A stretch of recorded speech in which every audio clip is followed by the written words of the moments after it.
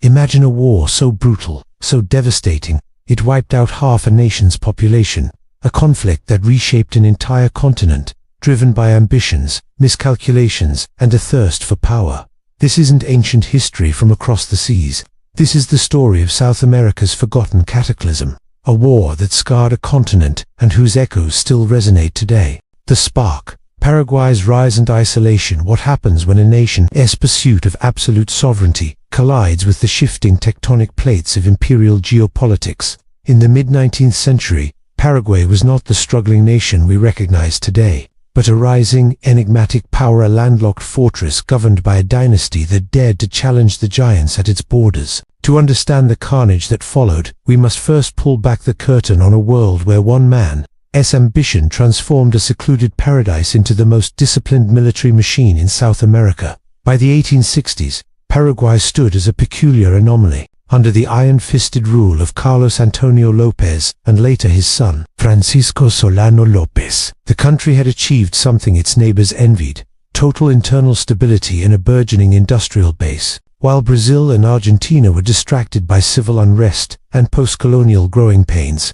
Paraguay was building telegraph lines, iron foundries, and a state-run economy that owed nothing to foreign creditors. But this independence came with a suffocating price. It was a hermit kingdom, a place where the state was the sole merchant, the sole employer, and the sole voice of authority. Have you ever wondered if true national security is possible without total isolation, or does that very isolation eventually make conflict inevitable? The younger López, Francisco Solano, was a man who had walked the halls of European royalty and witnessed the might of the Napoleonic legend. He returned to Asunción obsessed with the idea that Paraguay must be recognized as a third power in the southern cone. He saw the fragile balance of power between the Empire of Brazil and the Republic of Argentina as a game he could not only play but dominate. To López, the independence of Uruguay, the tiny buffer state nestled between the giants, was the linchpin of Paraguayan safety. If Uruguay fell under the thumb of Brazil or Argentina, Paraguay's only artery to the Atlantic, the River Plate system, could be severed at any moment. But was this a calculated defensive strategy, or the delusions of a man who saw himself as the Napoleon of the South? As Brazil began to intervene in Uruguayan internal politics, López felt the walls closing in. He issued an ultimatum. Any violation of Uruguayan sovereignty would be considered an act of war against Paraguay. It was a bold, perhaps reckless, line in the sand. When Brazil ignored the warning and invaded Uruguay to install a friendly regime, the gears of the greatest catastrophe in South American history began to turn. López didn't just see a local skirmish, he saw a fundamental threat to the existence of his state. He chose to strike first. By seizing a Brazilian steamship on the Paraguay River, he crossed a point of no return. But in doing so, he underestimated a terrifying reality. By attempting to save one neighbor, he was inadvertently forcing his rivals into an unholy alliance. The spark was lit, the mobilization began, and a population that had been taught to view their leader as the living embodiment of the fatherland prepared for a struggle they were told would be glorious. They had no way of knowing they were stepping into a slaughterhouse that would consume their children, their prosperity, and their very future. How does a leader convince an entire nation that total war is the only path to survival, and at what point does patriotism become a collective suicide pact? The alliance forged a continent against one, what turns bitter rivals into inseparable allies. In the high-stakes theater of 19th century diplomacy, it wasn't friendship that united Brazil, Argentina, and Uruguay. It was a shared existential fear of a rogue power. When Francisco Solano López decided to march his troops across foreign soil to intervene in a conflict that was not his, he didn't just start a war. He inadvertently birthed a monster that would eventually swallow his nation whole. The moment López ordered his troops to cross the Argentine province of Corrientes without permission, the geopolitical landscape of South America shifted overnight. Argentina, which had tried to maintain a precarious neutrality, suddenly found its sovereignty violated by a Paraguayan army moving to strike Brazil. This was the fatal miscalculation. By forcing Argentina's hand, López achieved the impossible. He united the two greatest rivals of the continent. On May 1, 1865, the Treaty of the Triple Alliance was signed in secret. Have you ever considered how a single impulsive decision can align your enemies in a way they never could have managed on their own? This treaty was not merely a defensive pact. It was a blueprint for the total dismantling of the Paraguayan state. Brazil, the sprawling empire to the north, Argentina, the rising republic to the south, and a newly installed pro-Brazilian government in Uruguay, pledged to not lay down their arms until the government of Solano López was toppled. The Allies painted themselves as liberators, claiming they were fighting a tyrant, not the Paraguayan people, but the terms of their secret agreement told a darker story, one of annexed territories, massive war indemnities, and the forced demilitarization of a sovereign neighbor. As the alliance solidified, the sheer scale of the mismatch became hauntingly clear. On one side stood the resources of an empire and two republics, boasting superior naval power and access to global credit. On the other stood Paraguay, a nation of fewer than 500,000 people, isolated from the world and surrounded by enemies on all fronts. Yet, despite these odds, there was a terrifying resolve within the Paraguayan borders. López had spent years cultivating a cult of personality and a military infrastructure that was man-forman, perhaps the most motivated in the world. But motivation is a poor substitute for industrial endurance. The Triple Alliance brought together three nations with vastly different cultures and political systems, yet they were bound by a single, unwavering goal: the removal of the man they saw as the Attila of South America. As the Allied armies began to mobilize their massive infantry and ironclad fleets, the world watched in morbid fascination. Would this be a quick surgical strike against the dictator, or had the Allies underestimated the depth of Paraguayan defiance? The stage was set for a confrontation that would defy every contemporary military logic, transforming the fertile plains of the Rio de la Plata into a theater of unrelenting horror. What happens to a nation when the rest of the world decides its existence is a threat to the status quo? The opening salvo, Mato Grosso and beyond. Is it possible for a nation to win every early battle and still lose the war before the first year is out? As 1864 bled into 1865, Francisco Solano López unleashed a lightning strike that caught the continent off guard, proving that his small, isolated nation possessed a bite far more lethal than its size suggested. But in the theater of total war, an opening act of brilliance often masks a script written for a tragedy. The war began not with a defensive stance, but with a daring Paraguayan invasion of the Brazilian province of Mato Grosso. López's troops moved with a speed and discipline that shocked the Imperial High Command in Rio de Janeiro. They seized river ports, captured vast quantities of munitions, and established a psychological dominance that fueled López's belief in his own destiny. For a moment, it appeared that the Napoleon of the South had correctly calculated the lethality of his veteran army against the disorganized and distant forces of the Brazilian Empire. But ask yourself, can a landlocked power ever truly win a war of expansion when its enemies control the gateway to the sea? The momentum shifted the moment the conflict moved from the dense interior forests to the vital arteries of the Parana and Paraguay rivers. López knew that if he could control the water, he could paralyze the alliance. This led to the Battle of Riachuelo in June 1865, perhaps the most significant naval engagement ever fought in South America. The Paraguayan fleet, largely composed of converted merchant steamers, attempted a daring dawn ambush on the superior Brazilian ironclads. It was a chaotic, smoke-filled nightmare of ramming ships and point-blank cannon fire. By sunset, the Paraguayan navy was shattered. In a single day, the lifeline of the nation was severed. With the rivers now under Brazilian control, the Paraguayan offensive in the south directed toward Uruguay turned into a death trap. Thousands of López's best soldiers were cut off, starved, and forced to surrender at Uruguayna. The lightning war had failed.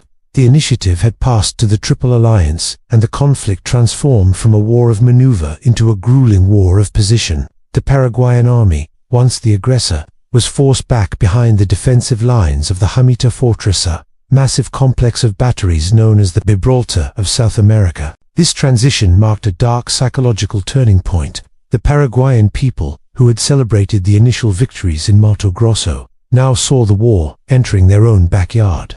López, rather than seeking a diplomatic exit, doubled down. He channeled the nation's entire existence into the defense of the soil, turning every farmer into a soldier and every village into a garrison. The war was no longer about territory or influence. It had become a struggle for the very right to exist. As the Allied steamships began their slow, methodical crawl upriver toward the Paraguayan heartland, a haunting question hung in the air. How long can a nation hold its breath before it eventually The human cost, unprecedented devastation. How do you measure the death of a civilization?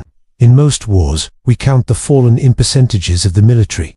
But in the Triple Alliance War, the ledger of death eventually consumed the entire census. As the conflict ground into a war of attrition, the world witnessed a demographic collapse, so absolute it defies modern comprehension. A moment where the line between the battlefield and the home front vanished entirely. By 1866, the romantic notions of a Napoleonic conquest had dissolved into the mud of the Estero Bellico. The war shifted into a rhythmic, industrial slaughter. At the Battle of Tuyuti, the largest pitched battle in South American history, over 60,000 men clashed in a swampy wasteland. In just a few hours, thousands were mowed down by modern rifled artillery and bayonet charges. But the true horror wasn't just the iron and lead. It was the invisible killers. Cholera and smallpox began to rip through the cramped, unsanitary camps of both the Allies and the Paraguayans. Have you ever considered that in the 19th century, the water you drank was often more lethal than the enemy's bullet? For Paraguay, the situation turned from dire to apocalyptic. As the adult male population was decimated,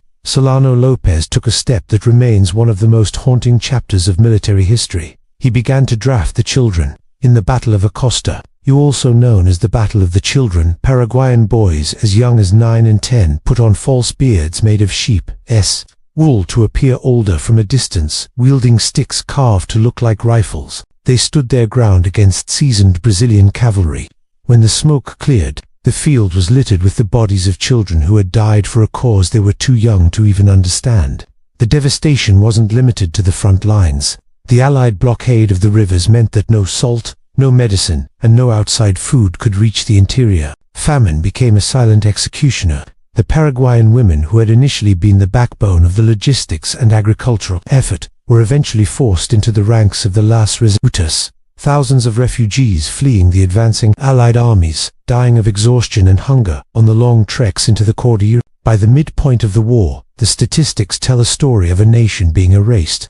Some historians estimate that up to 60 to 90% of the male population of Paraguay perished. Imagine a society where, for every 7 women, there was only 1 surviving man. The psychological trauma of this loss didn't just affect the survivors, it permanently altered the DNA of the nation. As we look at the ruins of what was once a thriving industrial power, we have to ask, at what point does a leader's refusal to surrender stop being an act of heroism and start being a crime against his own people? The shifting tides, diplomacy, betrayal, and resistance. When a war of weeks turns into a war of years, the masks of high-minded ideals inevitably begin to slip. By 1867, the Triple Alliance found itself bogged down in a logistical nightmare that threatened to bankrupt their treasuries and dissolve their unity. But in the face of certain defeat, why did Paraguay refuse to break? And what dark secrets were the Allies hiding behind their promise to liberate the Paraguayan people? As the conflict dragged on, the cracks in the alliance began to show. In Argentina, the war was deeply unpopular. Many saw it as a war of the elites fought for the benefit of Brazilian imperial interests. Riots and rebellions broke out in the Argentine provinces, forcing President Bartolomé Mitre to withdraw troops from the front to suppress dissent at home. Even in the Empire of Brazil, the cost in gold and lives was sparking a quiet crisis of conscience. For a brief moment, a window for peace appeared. A meeting was arranged at Yataicora between López and Mitre to discuss a ceasefire, but the peace talks collapsed. Why? Because the secret treaty of the Triple Alliance had a clause that was non-negotiable. The war could only end with the total removal of Solano López. Have you ever wondered how many thousands of lives are lost simply because the leaders involved have backed themselves into a corner where pride outweighs the survival of their subjects? Inside the Paraguayan lines, the atmosphere shifted from patriotic fervor to a paranoid, claustrophobic nightmare. As the Allied pressure mounted, López became convinced that his own inner circle, including his brothers and his mother, were plotting to betray him.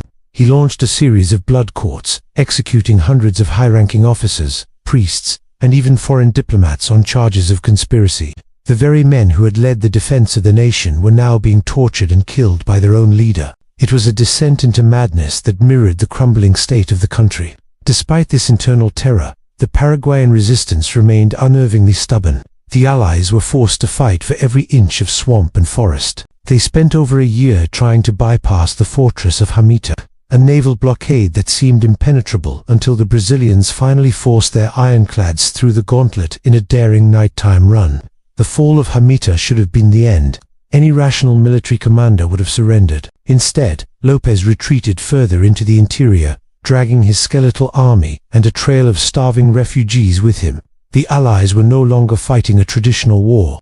They were chasing a ghost through a graveyard. They captured Asunción in early 1869, only to find a hollowed-out city, stripped of its wealth and its people. The Brazilian commanders were exhausted. The Argentine public was finished with the bloodshed, and yet the war continued. It had evolved into a personal vendetta against one man. But as the Allies moved to install a puppet government in the ruins of the capital, they realized that as long as López was alive in the mountains, the war was not over. How do you defeat an enemy who has already accepted that he has nothing left to lose? The end of an empire. Solano López's last stand. What does the final chapter of a dying nation look like? By 1870, the Paraguayan army had been reduced from a professional force of thousands to a ragtag group of ghost-starving men, elderly veterans, and children hiding in the dense brush of the Cerro Cora. The Napoleon of the South was now a fugitive in his own land, but even as the end drew near, he refused to utter the word surrender,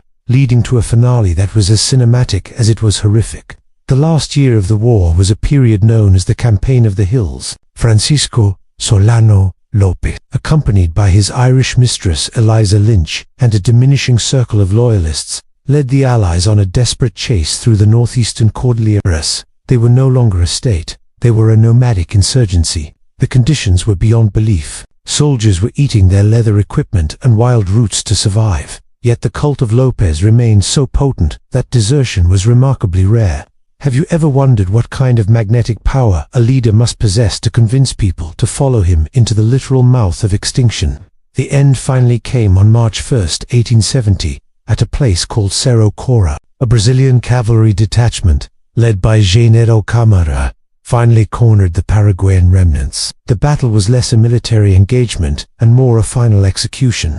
López, wounded by a spear and cornered at the banks of the Aquidaubanigui River, was given one last chance to surrender. His reported final words had become the stuff of Latin American legend. Muero con mi patria, I die with my fatherland. With a final shot from a Brazilian soldier, the man who had initiated the greatest conflict in the history of the continent was dead. His eldest son Pancho, only 15 years old, was cut down shortly after while trying to protect his mother. Eliza Lynch, the woman who had followed López from the salons of Paris to the mud of the Paraguayan jungle, was left to bury both her lover and her son with her own hands in the hard earth of Cerro Cora. As the news of López's death spread, the guns finally fell silent, but there were no cheers of victory from the survivors. The Allies had achieved their goal. The tyrant was gone. But they looked around to find a country that had essentially ceased to exist. The Paraguayan state was a vacuum. Its infrastructure was in ruins, its wealth was plundered, and its people were a hollowed-out remnant of a once proud nation. The empire López had dreamed of building had instead become a mass grave. Was the death of Solano López the liberation of Paraguay, or was it the final blow to a nation that had already been broken beyond repair? The aftermath. A scarred continent reborn. What remains when the smoke clears and an entire generation has vanished? In the wake of March 1870, the maps of South America were redrawn, but the human cost could not be charted with ink and paper. The Triple Alliance War didn't just end with a treaty, it ended with a silence so profound it would take nearly a century for the region to recover its voice. The physical reality of post-war Paraguay was a landscape of nightmares. The nation had lost nearly half of its total territory to Brazil and Argentina, but land was the least of their worries. When the first post-war census was taken, the results were chilling. Out of a pre-war population estimated at over 400,000, only about 220,000 remained. Of those survivors, only 28,000 were adult males. Think about that for a moment. How does a society function, let alone rebuild, when the traditional labor force and the heads of households are almost entirely gone? This demographic void gave rise to a society of women where Paraguayan matriarchs became the sole architects of the nation's survival, rebuilding the economy and the culture from the literal dirt up. For the victors, the triumph was bittersweet and burdened with debt. Brazil, despite emerging as the dominant regional power, had spent its treasury into oblivion. The war had also exposed a deep, rotting irony within the Brazilian Empire. Thousands of enslaved Afro-Brazilians had been promised freedom in exchange for fighting for the liberation of Paraguay. When these veterans returned home, they found a country that still practiced slavery. This contradiction sowed the seeds of the Republican movement that would eventually topple the Brazilian monarchy less than 20 years later. Can a nation truly claim to fight for freedom abroad while denying it to its own people at home? Argentina, meanwhile, solidified its control over the disputed Chaco region and moved toward a more centralized, professional military state. However, the internal scars remained. The war had been a catalyst for the final suppression of the provincial caudillos, effectively ending the era of internal civil wars, but at the cost of a deeply divided national identity. The alliance had won the war, but in doing so, they had created a regional power vacuum and a legacy of resentment that would fuel future conflicts for decades to come. As for the ruins of Asunción, the city was occupied by Brazilian forces for 6 years. During this time, the remnants of Paraguay's industrial dream, the foundries, the railroads, the telegraph lines were either dismantled or left to rust. The third power of South America had been reduced to a buffer state, a pawn in the ongoing rivalry between its two massive neighbors. The war didn't just destroy a government, it reset the clock on an entire civilization's development. Was this the inevitable price of challenging the continental order? Or was the destruction of Paraguay a warning to any small nation that dared to dream too big? Lessons from the bloodbath. Echoes of the Triple Alliance history is often written by the victors, but it is remembered by the survivors. A century and a half has passed since the last shot was fired at Cerro Cora, yet the Triple Alliance War remains a raw, pulsing nerve in the heart of South America. Why does a conflict from the 1860s still dictate the politics, the pride, and the deep-seated suspicions of an entire continent today? To look at Paraguay today is to see a nation that performed a miracle of resurrection. From the brink of total biological extinction, the Paraguayan people rebuilt their identity, anchored by the resilience of their women, and the preservation of the Guarani language, a tongue that served as a secret code on the battlefields and remains a badge of defiance today. But the shadow of the war is long.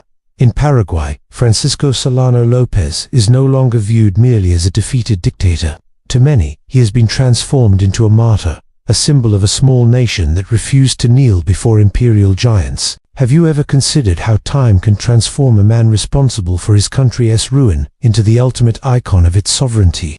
The war also left a permanent mark on the concept of South American unity. The secret treaty and the brutal conduct of the campaign created a blueprint for the Big Brother dynamics that still characterize the relationship between Brazil, Argentina, and their smaller neighbors. It served as a grim lesson in realpolitik, that in the pursuit of regional stability, the great powers are often willing to tolerate even engineer the total devastation of a peer. The scars of annexed territories and diverted rivers are not just historical footnotes. They are the subject of modern diplomatic disputes and hydroelectric treaties that power the continent today. Perhaps the most haunting lesson of the Triple Alliance War is the danger of the total war mentality. It was one of the first conflicts to utilize the full industrial might of the 19th century telegraphs, steamships, and rifled muskets against a population that was psychologically mobilized to the point of no return. It showed the world that when a leader merges his own ego with the fate of the state, the resulting fire can consume everything. It forces us to ask, where is the line between a hero who defends his home and a zealot who sacrifices his people as future for a lost cause? As we reflect on this forgotten bloodbath, we realize it isn't forgotten at all. It is etched into the borders of the map of South America, whispered in the Guarani tongue, and felt in the silent spaces of a census that once showed a missing generation. The Triple Alliance War stands as a testament to the terrifying endurance of the human spirit and a warning of what happens when diplomacy fails and the dogs of war are unleashed without restraint. If we forget the lessons of such a catastrophe, are we simply waiting for the next spark to ignite the next powder keg?